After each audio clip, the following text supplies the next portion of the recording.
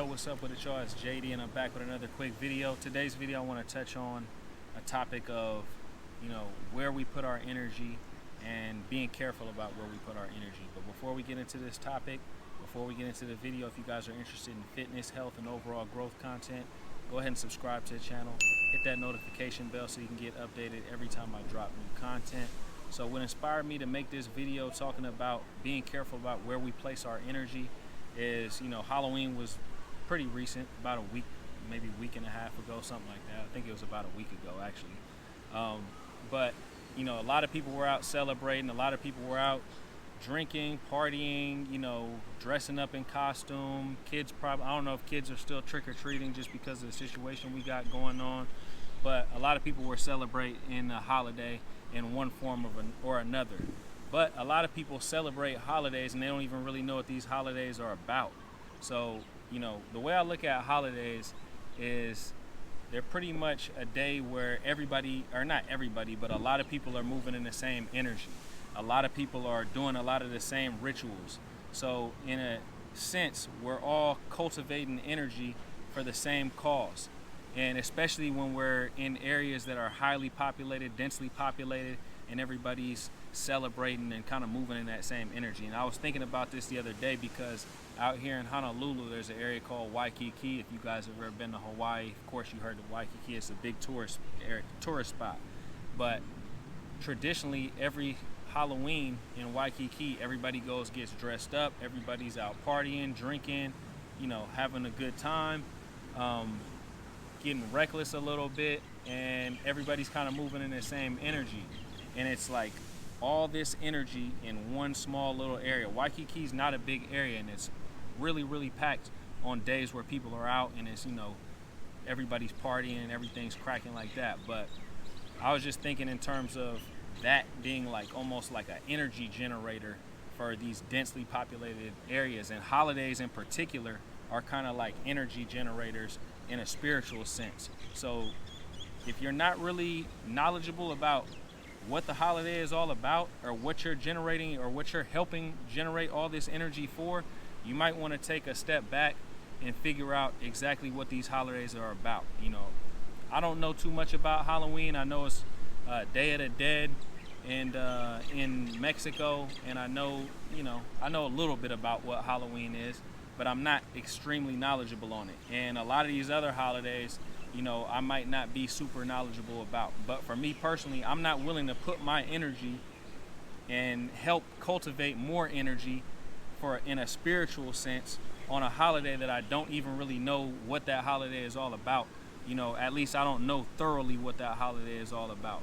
Because you might be generating energy for something that doesn't really morally sit right for you. You might be generating energy for something that, doesn't really fall in line with how you want your energy to be, placed. You know what I mean? So that's kind of what I want to say about these holidays. And I'm not specifically singling out Halloween.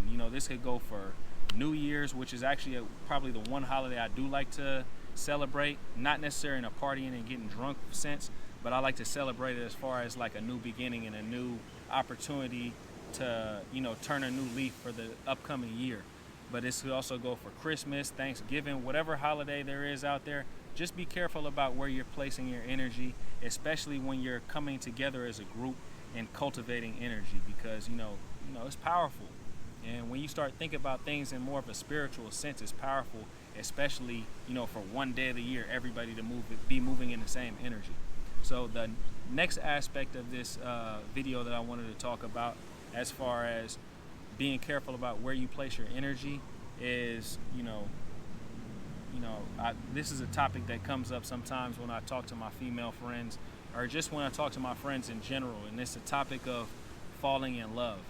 And I was talking to one of my friends maybe about a week ago, and we were having a topic about falling in love, and she was telling me that she's fallen in love many times, and I was telling her that I don't think I've ever been in love, or at least what I think my definition of being in love is. And when I think about being in love, my definition of it is more so like you're putting all your energy in this one person, because you're almost like putting this person on a pedestal. You're almost idolizing this person because you're so deep in lust because, you've let your logic, you've let all these, you let your gut intuition, you know what I mean, go out the window, and you're just strictly operating on more of like a carnal and instinctual manner that, you're so infatuated with this person that you're willing to give all your energy to this person. So if this person tells you that they hate you tomorrow, it's going to be crushing. So for me personally, I've never really allowed myself to get into that state. Have I had relationships where I've had girlfriends who I love dearly? Of course, plenty of times. Do I have people in my life, just period, my regular friends or my parents or my family members who I love immensely? Of course. You know what I mean? I believe in operating in that love frequency and always staying on a positive note. But I also believe in, being calculated on where we put our energy and not putting our complete faith into another human being. So when it comes down to being in love, I don't necessarily think that's a smart thing. Could it work out for somebody? Could somebody put all their energy into somebody and that person actually has their best interests at heart? Possibly. It might happen. I'm pretty sure it has happened. But is that the smartest thing to do? I don't necessarily think so. I don't necessarily believe in putting all your faith into another human being. I believe in putting my faith into the source or God, whatever you want to call it. So I think that's more so where I want to put most of my energy opposed to putting it into another human being. I believe that you can do both. Put your energy into God, the source, whatever you want to call it, the universe, whatever you want to call it. You can put your energy into that and still love people and have, positive relationships at the same time. And they might even be better because you're more closer to that baseline instead of having these extreme highs and these extreme lows. That's another thing I was actually talking with the same friend, and we were talking about that as well, as far as like people who kind of are more even keeled versus people who are chasing at these extreme highs and then eventually they go to these extreme lows. Because when you go and chase after these highs all the time, or you want to have these extremely great times, or these, like you let yourself get caught up in this lust and in this in love state, the smallest thing can bring you all the way back down here.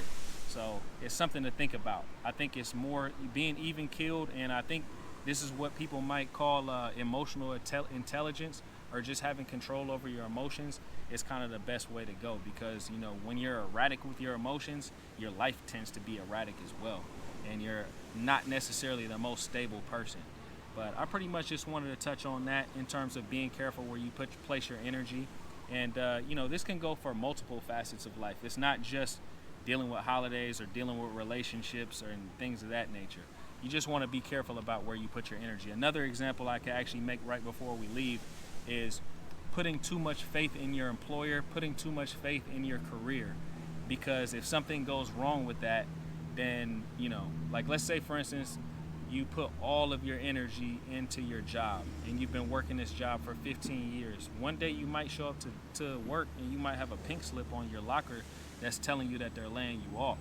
And here you are you put 15 years of your life. Sometimes people put 25, 30 years of their life into a job, and then all of a sudden, something goes, sideways, and then they end up getting fired, they end up getting laid off. This job, implements some type of rules where you can't work there anymore for whatever reason, and you can be heartbroken by an employer, just like you can be heartbroken by a woman, or in a woman's case, just like they can be heartbroken by a man.